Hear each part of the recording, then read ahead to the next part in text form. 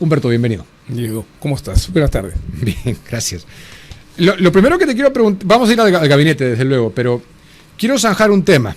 Bueno. La posición de Carlos Spa, el nuevo canciller, ha sido mal que bien favorable a otorgarle el salvoconducto a Betsy Chávez. Sí. Habrás visto las declaraciones de la presidenta mexicana esta mañana. ¿Tú consideras qué consideras que se debería hacer? Que es una obligación del Estado peruano extender el salvoconducto. Creo que fue un gravísimo error no conceder el salvoconducto en su momento. Por una razón sencilla. Y yo sé que esto es complicado de entender porque parece que uno está apañando cosas. No. Nosotros firmamos un tratado en 1954, la Convención de Caracas sobre asilo diplomático. Y en esa convención hay dos artículos que resultan trascendentes. El tercero, que es quienes pueden recibir y quienes no pueden recibir el asilo diplomático. Y el cuarto, que deja en manos del Estado solicitado el definir o el decidir si está ante una persecución política o no. México decidió darle el asilo y consideró que la señora estaba ante una persecución política. Yo no estoy de acuerdo con la interpretación de México, pero no hay justicia en mano propia. El tratado nos obliga a extender el salvoconducto. ¿Qué debió hacerse en ese momento? Y hemos perdido 3 años, ¿no? Es darle el salvoconducto y demandar a México ante la Corte Internacional de Justicia por un uso arbitrario o abusivo y además denigrante para el Perú de la Convención de Caracas. ¿El Estado que solicita puede decir existe una persecución política a discreción? Al que le solicito yo. Llego a la embajada y le digo, soy víctima de una persecución política, hace una evaluación y decide. El Estado. El Estado al México, que le solicito, México. No lo hace Perú. Porque si no, no habría asilo, porque todos los países dirían, no hay persecución, se acabó. Es que eso fue lo que dijo de Cela en su momento. Sí, pero después ha reconocido que ha sido un error y que tenemos una obligación internacional de entregar el salvoconducto, porque además, y esto lo digo con todo el egoísmo del militante aprista, ¿no? Me parece horroroso que se pueda establecer una comparación entre Betsy Chávez Chino y Víctor Raúl Aya de la Torre, que estuvo 5 años, 3 meses y 3 días en la Embajada de Colombia porque no le dieron el salvoconducto y terminamos en un proceso ante la Corte Internacional de Justicia que declaró que Colombia no estaba obligada a entregar a Aya de la Torre.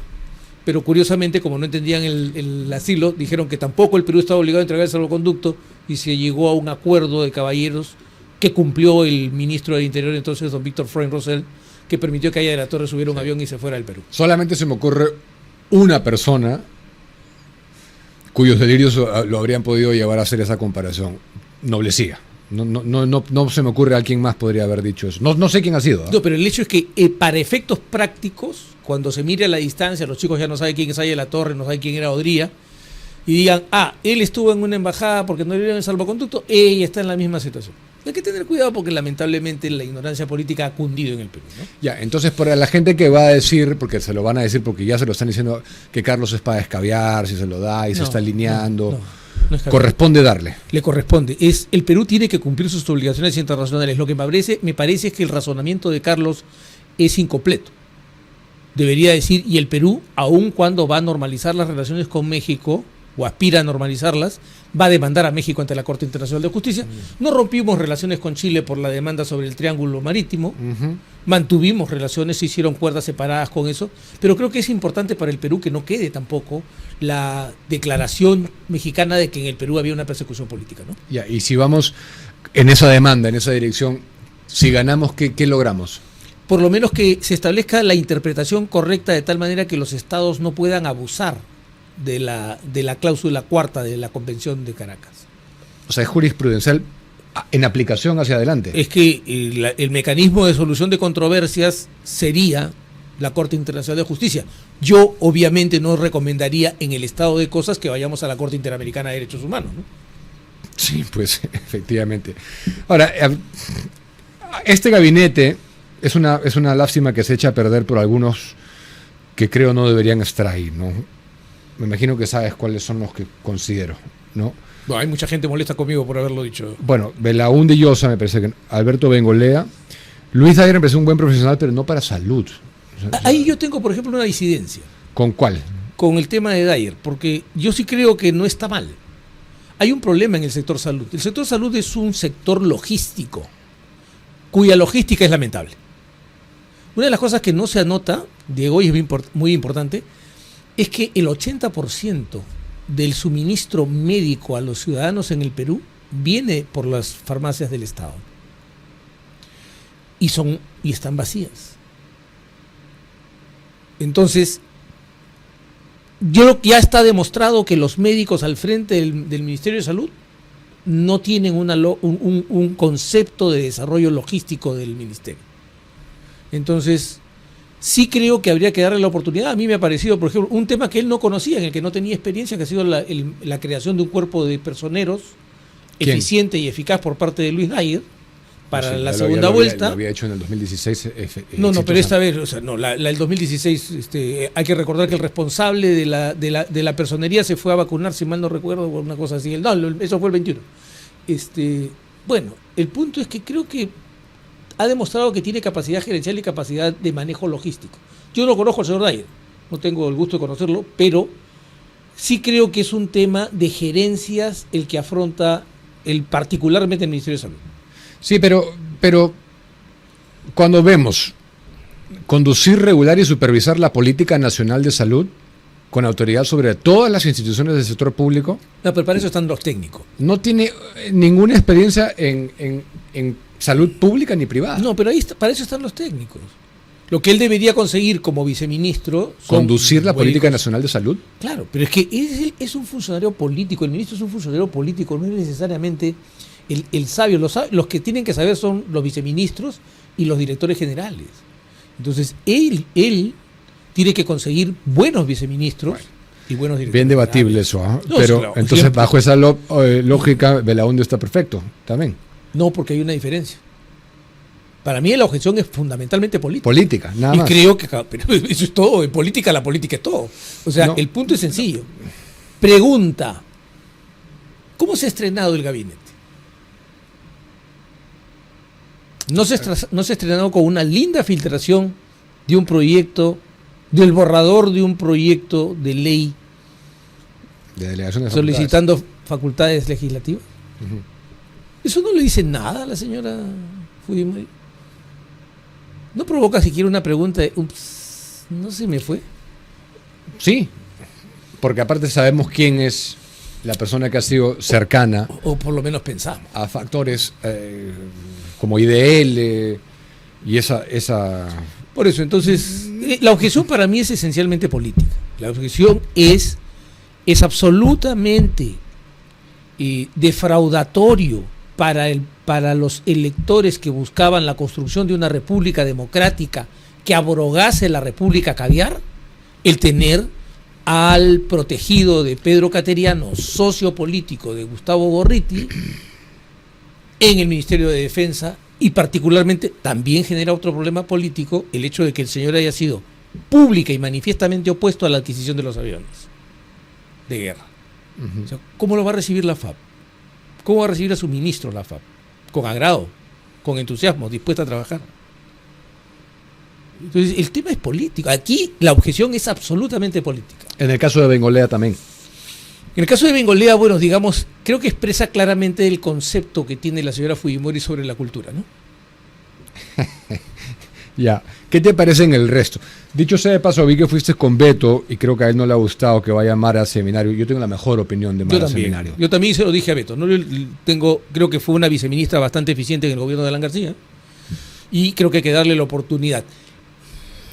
Digamos, es conservadora, sí, y aquí quisiera decir algo importante que lo dije cuando pasó.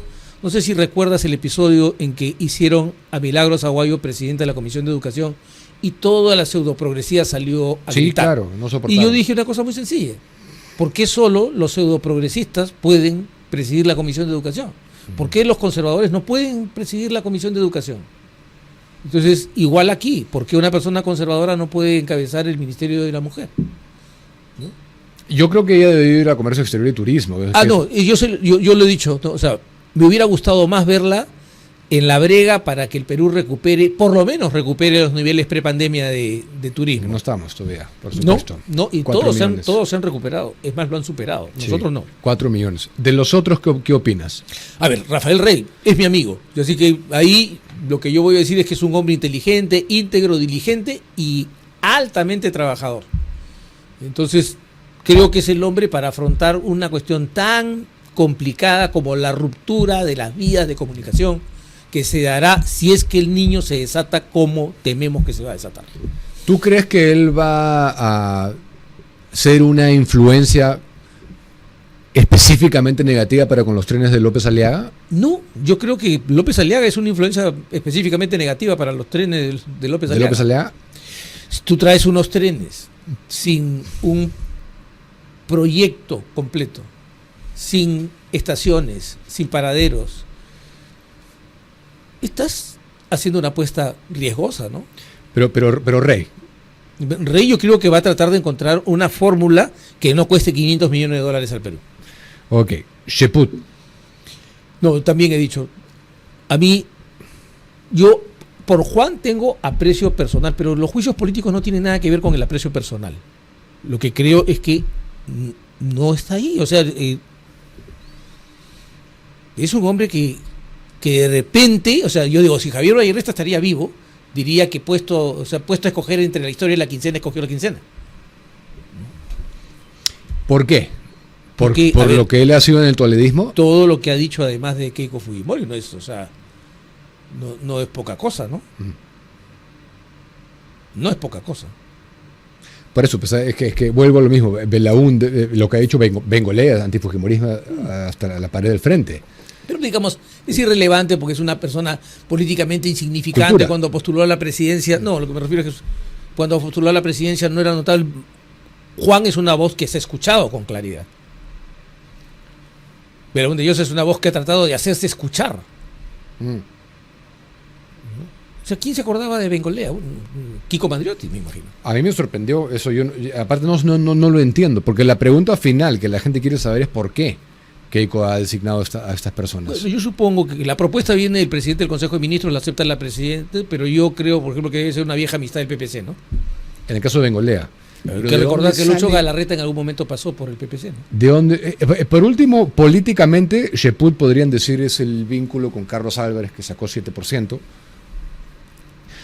¿Pero qué aporta Belaúnde políticamente? Nada, en mi opinión, nada. Salvo problemas. ¿Cómo llega?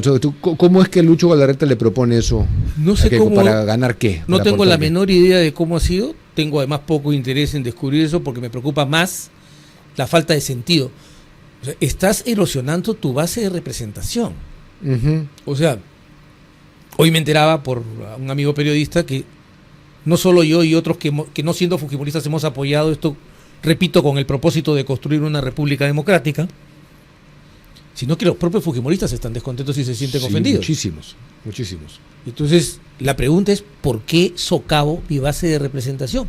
¿Qué tentación del fracaso es la que está empezando a seducir a la señora Fujimori?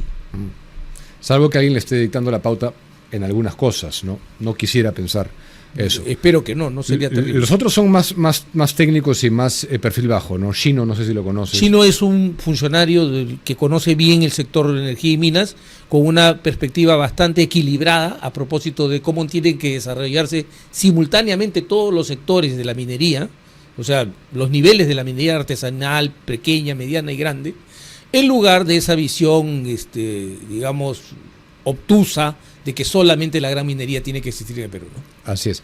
Roger Valencia.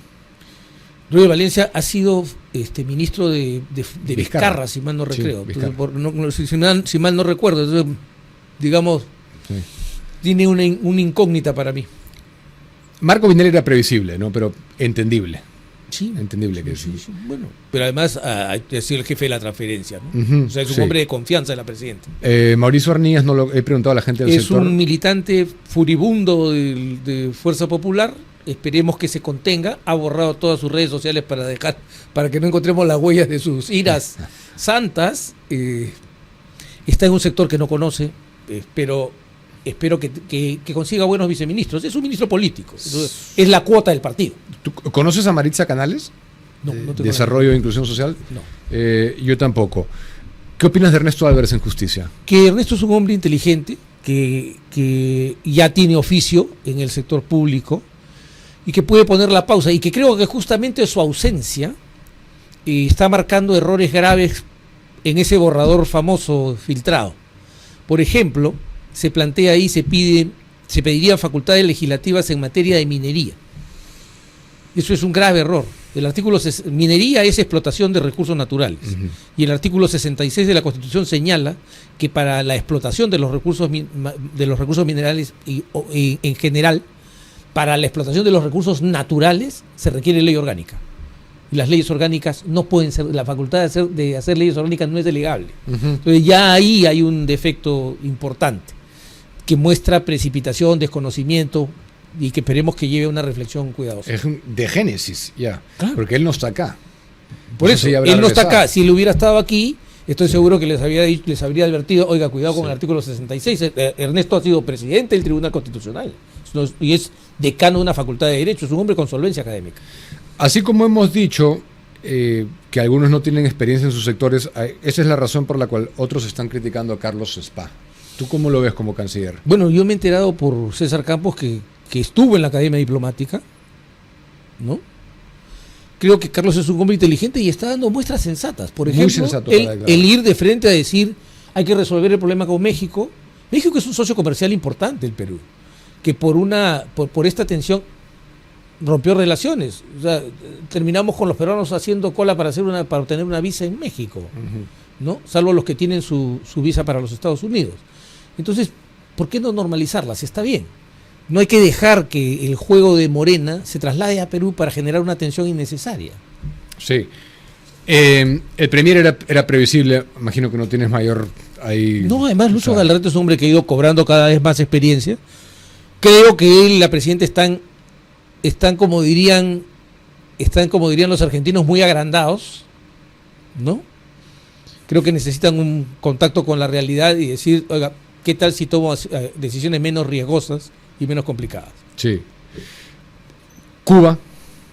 Cuba es un financista inteligente, heredero del asiento de Manolo Moreira en Macrocónsul.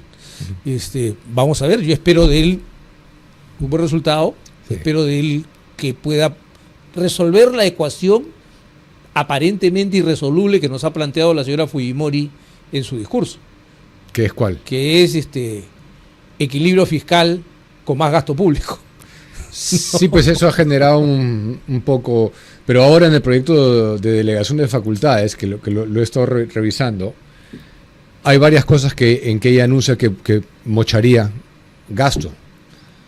Esperemos que sea así, pero ver para creer, ¿no? Vamos a ver, o sea, yo sí creo que hay necesidad de convertir al Estado peruano en un Estado atlético y ágil. No que me perdonen, este obeso mórbido que consume extremadamente recursos e innecesariamente recursos, que le extrae recursos al sector privado innecesariamente, sin resultado alguno. El Estado no puede seguir siendo el refugio de los que no tienen éxito en el sector privado. Así es. Estaba repasando la lista a través de la historia de la República de los cancilleres que no tienen formación diplomática. Es bien interesante, ¿eh? Sí, claro. Raúl Porras Barnechea, entre ellos. Por ejemplo. Historiador. Guardando las distancias, ¿no? Guardando bastante las distancias. Quiero saber... Porque, o sea, apreciamos a Carlos Spa, pero ya, digamos, tampoco podemos llegar al nivel del barrismo como para ponerlo junto a don Raúl Porras Barnechea, ¿no? Ahora, tengo que hacer mi segunda mención, pero quiero saber qué opinas de las mesas directivas luego. Si tienes hijos entre primero y quinto de secundaria, presta mucha atención. El líder lleva más de 20 años formando jóvenes con liderazgo, propósito y habilidades para la vida. Un espacio donde descubrirán todo su potencial, desarrollarán su liderazgo y aprenderán a generar un impacto positivo en su entorno. Conoce sus programas en www.ellider.org.pe o escríbeles al WhatsApp 955-361-445. E-Líder. ¿Nos han pintado la cancha de cómo van a ser los siguientes 5 años? Sí. ¿Diputados y senadores? Sí, claro. Sí, y ahí hay un tema que para mí es fundamental. Por ejemplo, está Miki Torres, en la presidencia del Senado, es uno de los hombres de mayor confianza de Keiko Fujimori. Es un hombre con muy buena forma, es un hombre simpático en el trato. Yo espero que él imponga la lógica dialogante que tiene que imponerse para que se pueda sacar adelante al gobierno. Hay dos visiones, digamos, aquí, ¿no? He visto que por ahí se ha deslizado la visión de vamos a buscar las cuestiones de confianza que disuelvan en la Cámara de Diputados. Creo que sería un gravísimo error entrar a la búsqueda de un choque de trenes. Creo que más bien lo que se tiene que buscar es alinear los trenes. Y en eso, por ejemplo, considero un grave error el solo hecho de que el gobierno se plantee una solicitud de delegación de facultades legislativas. O sea, ¿no estás de acuerdo en absoluto con la solicitud? No, por una razón sencilla. Porque en una relación 74-56, las posibilidades de recibir una primera derrota política son muy altas. Sí. Y eso va a debilitar al gobierno, no lo va a fortalecer. Y no lo va a victimizar, porque en el Perú se siente siempre que el Ejecutivo es el poder más intenso que hay y que mayores capacidades de acción tiene.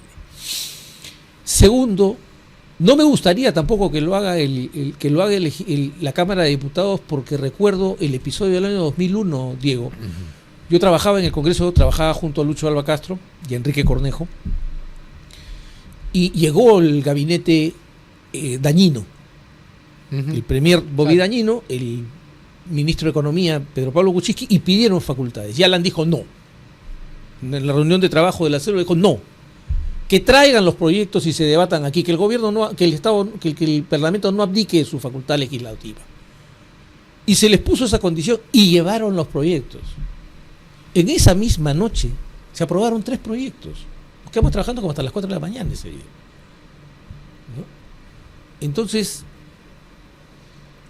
yo creo que eso debería ser la oposición, decirle, no señor, pero sí estamos dispuestos a trabajar a matacaballo para aprobarle los proyectos que usted necesite, que están demostrados que funcionan y se necesitan y que se requieren para, por ejemplo, evitar el fenómeno del Niño. Veo demasiada ambición legislativa. ¿De verdad, Diego, tú crees que el Perú tiene un problema normativo? No, pero el problema que sí teníamos es del tiempo, sobre todo frente al fenómeno del Niño. Si se hace eso, lo que dices tú, se podría hacer de manera rápida también. Muy rápida, depende de la voluntad política. O sea, las cosas funcionan en política cuando los políticos están dispuestos a que funcionen. Y la señora debería jugarse esa carta, porque ¿cuánto tiempo vamos a perder en este debate? Y agrego, hay por ahí la versión de que podría hacerse una cuestión de confianza. Yo aquí tengo que expresar mi disidencia respecto de la posición de Neira Muñoz, que es una amiga muy querida. El Tribunal Constitucional ha zanjado esta discusión señalando que el gobierno, el Poder Ejecutivo solamente puede hacer cuestiones de confianza a propósito de funciones que están en la ley orgánica del Poder Ejecutivo, no en facultades de otras entidades. Es decir, quiero señalar esto. El Poder Ejecutivo no puede ir con un arma a decirle a diputados, o me das facultades legislativas o te pongo al borde de la disolución en un siguiente pedido de confianza. Entonces, creo que sería un mal síntoma. ¿Pero sobre qué harían cuestión de confianza? ¿Sobre el segundo pedido? Sobre que me entregue... No, a la primera nomás de frente. Dámelo bajo cuestión de confianza. Esa, en mi opinión, conforme a la sentencia del tribunal sobre la cuestión de confianza, tendría que ser respondida con un rechazo de plano. El tribunal ya ha dicho que el rechazo de plano de una cuestión de confianza que excede los límites de acción propios del Ejecutivo no genera denegatoria. No cuenta para No se considera denegatoria. No. Pero lo que gente como Delia y hay otros que he escuchado que podrían interpretar el fallo del TC es decir que está habilitado a solicitar. No. A solicitar. Por una cosa sencilla. O sea, te cito porque justamente tenía yo aquí lo que dice expresamente el tribunal en el fundamento 44, dice, así, la política general del gobierno se encuentra definida como el conjunto de políticas nacionales, las cuales incluyen todos los elementos necesarios para asegurar el normal desarrollo de las actividades públicas y privadas, pero se encuentran relacionadas con las materias que son competencia del Poder Ejecutivo conforme a la Ley Orgánica del Poder Ejecutivo y en ningún sentido implican la regulación de actos que sean competencia de otras entidades estatales. Por lo tanto, ¿sobre qué puede hacer? No puede hacerlo sobre la aprobación de reformas constitucionales, sobre los que afecten los procedimientos y las competencias exclusivas y excluyentes del Congreso de la República, exclusiva y excluyente de la decisión. Pero eso es legislar. No, otorgar la facultad. ¿Delegar en sí mismo? ¿Quién es el único que puede delegar? Sí, claro. Por eso es una competencia exclusiva y excluyente. Entonces, si tú planteas eso, o sea, si yo estuviera en la Cámara de Diputados, lo que diría un momento, señor presidente, rechácelo de plano. No, que no hay que rechazar lo que se admita. Perfecto, que se admita, pero vamos a hacer una cosa.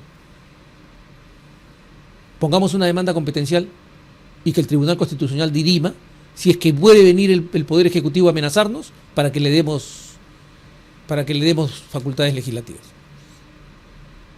Pero esa historia ya la hemos vivido, ¿no? Por eso, pues. ¿No está zanjado? No, pero es que ya no está zanjado desde el momento en que se abre la posibilidad o se invita al Ejecutivo a plantear una cuestión de confianza. Vuelvo a decir, creo que es grave, es peligroso entrar en curso en el modelo del choque de trenes. Eso de limitación de la cuestión de confianza, este Congreso último lo ha aclarado, por Castillo, justamente. Lo hizo y se hizo además porque hubo una demanda en la que el Tribunal Constitucional precisó con claridad que sí y que no, y en esa sentencia además dijo que esa denegación fáctica era una fantasía. Una fantasía malévola para hacerse de todo el poder. Sí, ese fue el TC luego de Espinosa Saldaña, el TC democrático, que corrigió ese atropello. Así es. Siendo mal pensados, acorde a la ley de Murphy, entonces, ¿qué cosa crees que va a pasar? ¿Qué cosa es lo peor que podría pasar? Primero ya pasó lo peor, que es que se filtre uno de los trabajos más delicados de un gobierno, que es la preparación de una solicitud de delegación de facultades. Segundo, el solo hecho de que se piense en eso, en mi opinión, muestra miopía política, ¿no? Tercero, o sea, yo tendría equipos trabajando los proyectos de ley y acá está. O sea, quede claro, ellos son los responsables de lo que puede ocurrir a millones de personas con el niño. Eso es una presión mucho más fuerte que venir con una cuestión de confianza, ¿no? Ahora, lo de la cuestión de confianza, ¿quién lo ha dicho? Lo ha dicho Delia Muñoz. Que podría ocurrir que debería, eso. Inclusive prácticamente. El gobierno no hay lo ha una dicho invitación todavía, no, pero o sea, las ideas no vienen solas. Ok. De repente le pueden haber consultado. Entonces es aquí donde yo quiero subrayar algo. Hay dos cosas sobre las que este gobierno no debe ni siquiera acercarse, que es como, digamos, no puede mentar la soga en la casa del ahorcado. Uno es cualquier tentación autoritaria.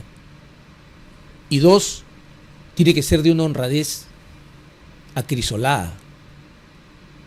Cualquier escándalo de corrupción se lo van a cargar a Keiko Fujimori, no al Truán o al Lampón que se enriquezca con el dinero público.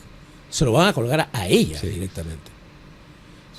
Si queremos que haya sanidad, tiene que haber justamente tiene que vencer estas tentaciones autoritarias y tratar de buscar la vía democrática de la forma más amplia, pero no de manera equivocada, no socavando su propia representatividad.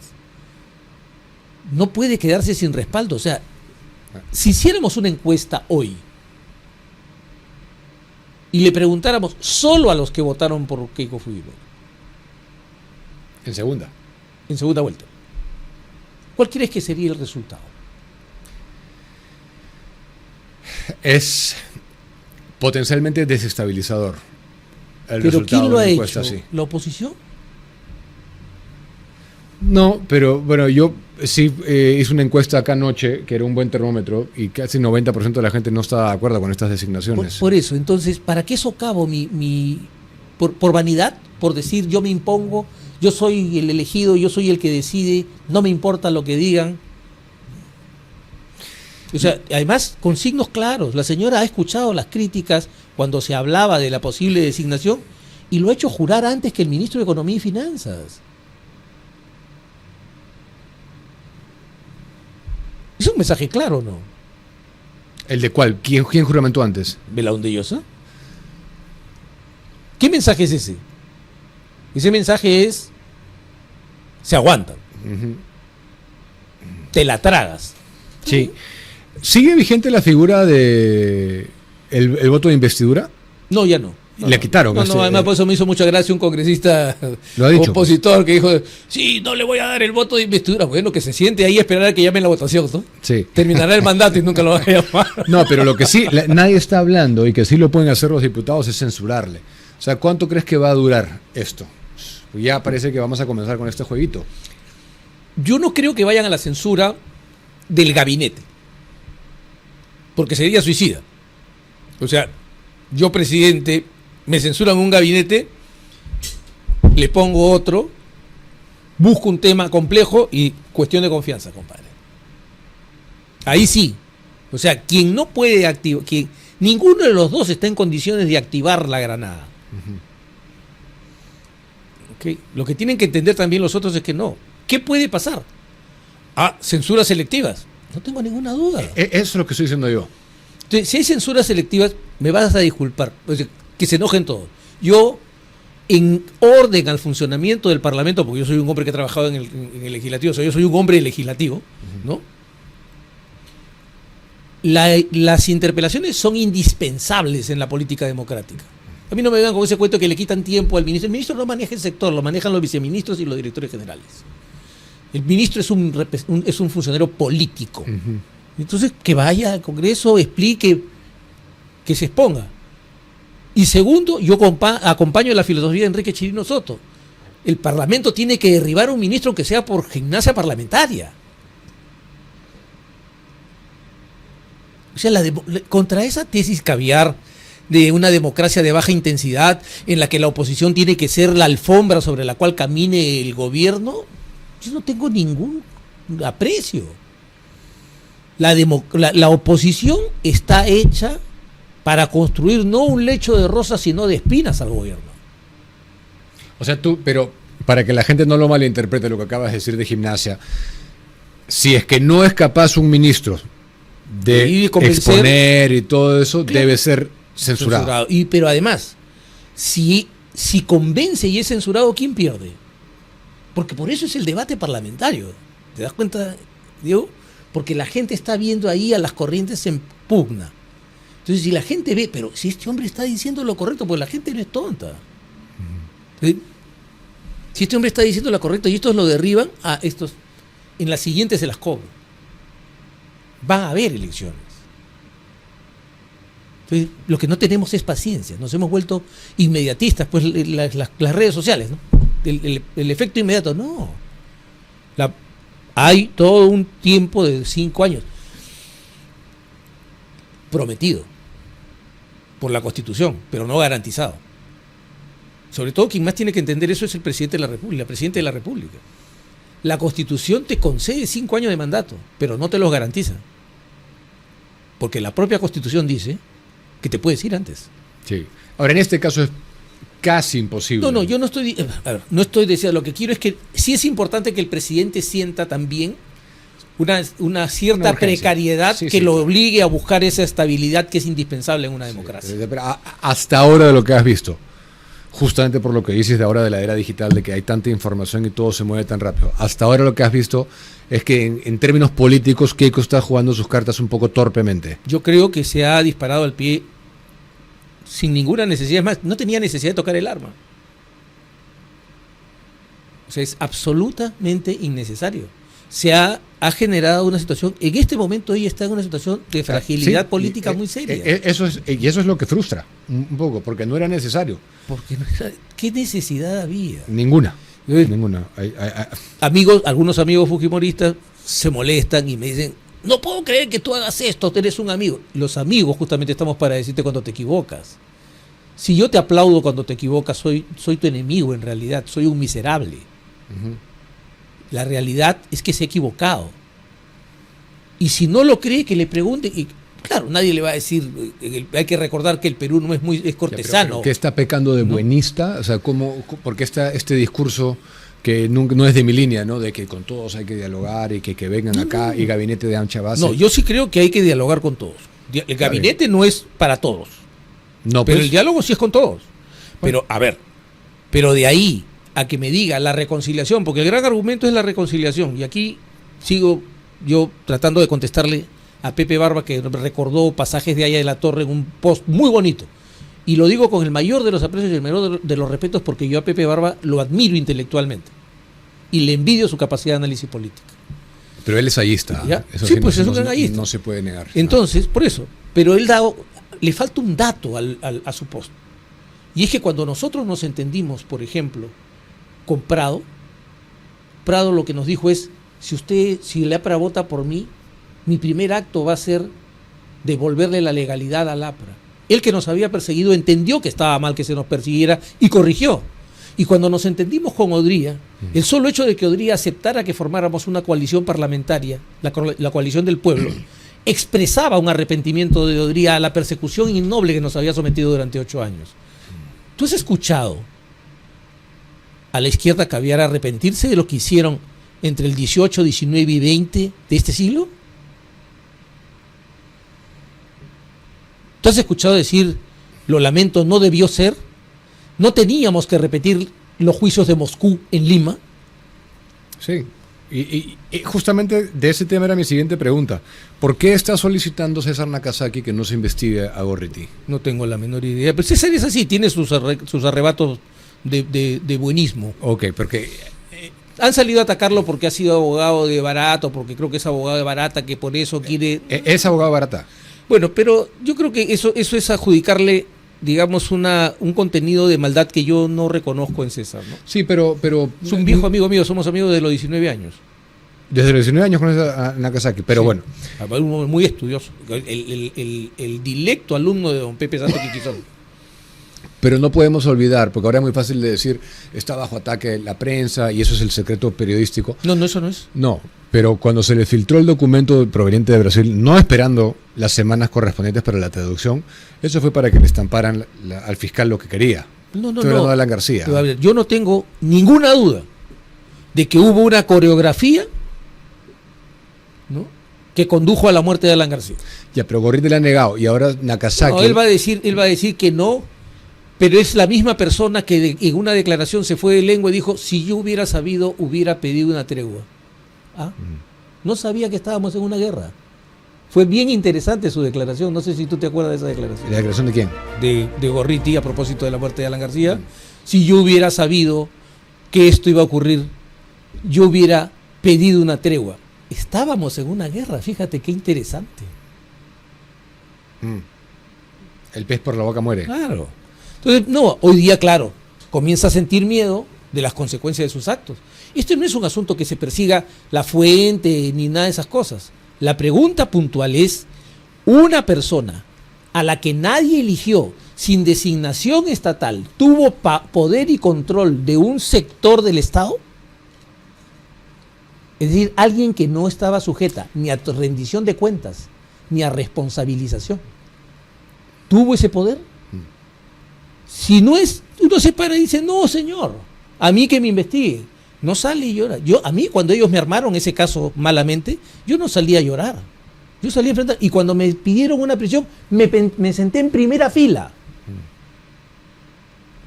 ¿Acaso dije el secreto profesional me protege, me están persiguiendo porque soy abogado? No, señor. Usted quiere enlodar mi nombre, acá estoy yo.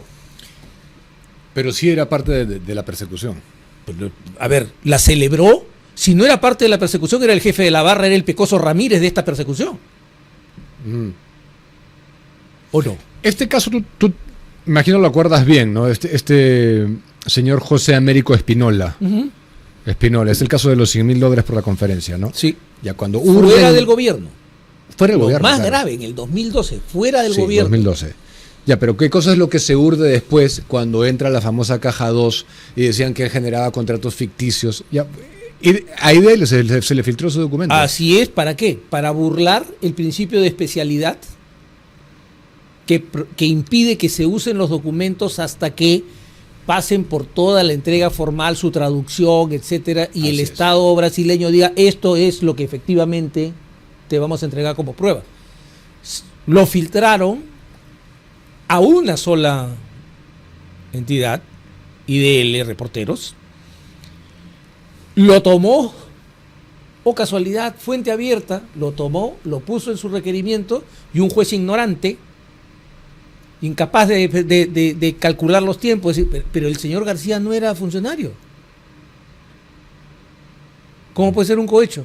No, es que era un cohecho a futuro. Cohecho y lavado de activos le atribuyeron. Y cohecho y lavado de activos.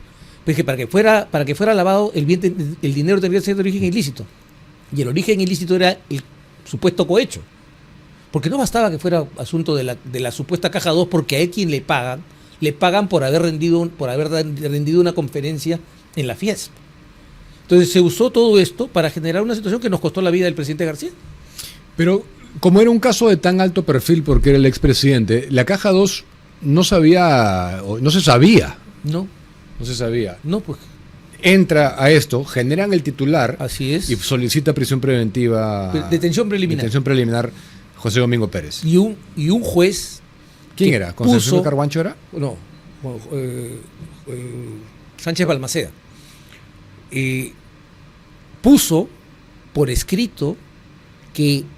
Y lo han repetido un montón de jueces. Este es un rebuzno jurídico que se ha repetido con gran tesón.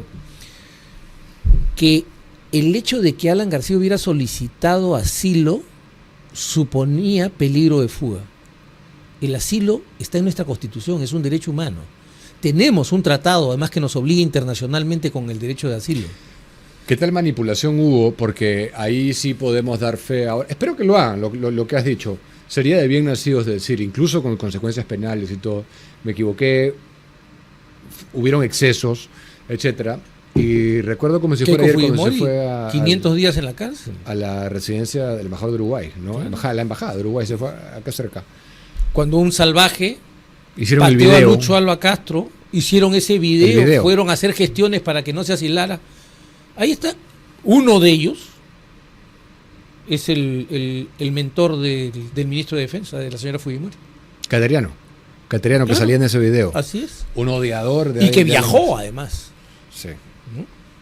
Una cosa de locos. Unos minutos más nos quedamos. Mantén tu negocio siempre listo con Agua Iglú, la hidratación que acompaña cada jornada de trabajo. Elige la presentación que mejor se adapte a tu equipo, botellas, cajas o bidones, ideales para oficinas, restaurantes y todo tipo de negocios. Realiza tu pedido de forma rápida al 998-197-138 y si necesitas hielo, recuerda que los encuentras en todos los Tambo y Oxxo. Conoce más en sus redes sociales. Iglú refresca tu vida. Este diputado que ha sido detenido en flagrancia por presuntamente agredir a su expareja, Juntos por el Perú, Julián Pérez Malqui, ¿qué opinas de este caso? Tiene que ser trasladado inmediatamente a la comisión permanente. Ya, pero eso es el foro político. Pero no. Tiene que ser trasladado inmediatamente. Es delito común, pero igual tiene que ser trasladado inmediatamente a la comisión permanente. Delito común quiere decir que no está blindado por la inmunidad. No está blindado por la inmunidad, pero sí tiene un privilegio. Tiene un fuero privilegiado. Quien va a tener que ver este caso es el juez Juan Carlos Checli Soria, como juez de la investigación preparatoria. Entonces esto tiene que ser pasado a un fiscal supremo. Uh-huh. Ok, ¿se puede solicitar prisión preventiva entonces? Tendrán que pedírsela a Checli Soria, no van a ir donde un juez de investigación preparatoria, un juez especializado. Todo esto quedó claro en el precedente Paloma Orefice, que es una cosa que todo el mundo olvida. No sé si recuerdas, Antonio Paloma Orefice era congresista de Perú 2000, es detenido y capturado en Tumbes, facilitando, según la versión de ese entonces, la fuga de José Carlos Lisier y el velero Carisma, en el que había huido Montesinos, y lo trajeron acá y lo pusieron a disposición de la comisión permanente. Y la comisión permanente lo dirigió donde tenía que dirigirlo. O sea, para que siga curso penal, o sea, ¿cuál es el poder ahí? Es que lo primero que tiene que asegurarse la Cámara es que su miembro va a ser procesado conforme a las reglas de la Constitución y de la ley. Ajá. O sea, entonces, que el eso antejuicio de que lo tengan ahí, no hay antejuicio. No hay antejuicio para eso. No hay antejuicio. No es un delito de función. Pues delito común. Ok. Entonces, por eso, porque no es la primera vez. Estaba leyendo que en el 2024 atropelló a una mujer y a su hija en Pichari, en Cusco. Sí, eso he leído. Yo, sinceramente, en estas cosas en las que hay varones y mujeres en disputa, prefiero ser bastante prudente. A propósito, hace poco encontré un tuit extraordinario del profesor Pablo Malo, uno de los especialistas en filosofía moral más importantes del país, del mundo hispano, que rescataba un estudio que se ha hecho en los Estados Unidos, muy interesante. La diferencia, hay casi paridad en la violencia de pareja. O sea, esa tesis de que nosotros somos los agresores no tiene soporte, no tiene soporte empírico. Sí. Y ayer que estuvo acá Agustín Laje me estaba comentando que una vez que Milei cerró el Ministerio de la Mujer, ha bajado 25% la violencia. Es que se incrementa para generar trabajo. Es un negocio. Entonces, yo sí creo que, primero, presunción de inocencia, segundo, debido proceso. Pero es en flagrancia la detención. Está bien, pero la detención en flagrancia, vuelvo a decir, tiene un procedimiento. Tiene que ir a ser legalizada, pero la Constitución dice que a ellos, aunque sea delito común, los juzga la Corte Suprema. De manera directa. Así es. Tiene que ir, por lo tanto, ya debería ser constituido un fiscal supremo para hacerse cargo de esto y desplazar. O sea, todo lo que pueden estar haciendo, están anulando todo lo que está haciendo. Uh-huh. Están incurriendo en una causal de nulidad. O sea, es congresista, ¡pum!, se detiene. Al fiscal de la Asociación tenemos detenido un congresista. ¿Quién tiene que hacer esa llamada? ¿La policía? ¿Quién tiene que hacer esa? La policía, claro. La policía tiene que comunicarle al fiscal y el fiscal provincial tiene que decir, señor fiscal de la Nación, tenemos detenido un congresista en flagrancia. Permanece detenido todavía. Por eso, pues, o sea, nadie se da cuenta de lo que está pasando. O sea, porque el señor sea de Juntos por el Perú, no quiere decir que tenemos que arrollar sus derechos. Sí. Estoy convencido de la urgente necesidad de despolitizar los derechos de las personas. Y la justicia, ¿no? Y la justicia. Sobre todo. Pero si va a la comisión permanente, ¿qué cosa haría la comisión permanente? Lo que tiene que hacer es remitirlo al juez supremo de la investigación preparatoria para que proceda a legalizar su detención y esperar que viene y el fiscal se pronuncie si le va a pedir una restricción de la libertad o no. Sí. Pero eso por el curso penal, políticamente va a ser un costo que va a tener que asumir Juntos por el Perú. Políticamente, ¿no? Ya Juntos por el Perú por lo menos ha perdido un asiento. Sí. Entra el accesitario. No, pero todavía no. Tiene que definirse. O sea, la situación en este momento es: tengo un jugador menos, tengo un jugador lesionado. No, pero ¿lo voy a cambiar o no lo voy a cambiar? Ya lo dirá el médico del equipo. Sí. Bueno, grata charla. Muchas gracias por venir. Muchas gracias, Diego. Siempre un placer. Sí, ojalá que se pueda realmente llevar bien esto, porque creo que es una oportunidad la que ha recibido Keiko y el Perú, y no quisiera que se eche a perder por cosas que considero realmente totalmente evitables, ¿no? Yo creo que la señora Fujimori debería recordar la ley de Murphy. Si hay una sola posibilidad de que las cosas salgan mal, saldrán mal.